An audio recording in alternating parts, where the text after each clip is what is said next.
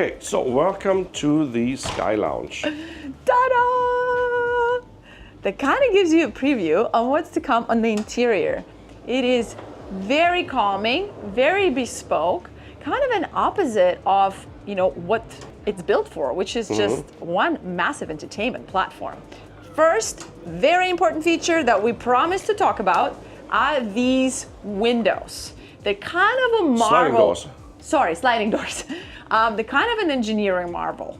The shipyard was telling us about it, that it was a huge ticket item, it was very complex, and what's unique about it, it's the shape, obviously. And it's really, truly full floor to ceiling. And that's the theme of the whole yacht, is just this floor to ceiling windows and sliding doors. We can see very well now how it's actually angled.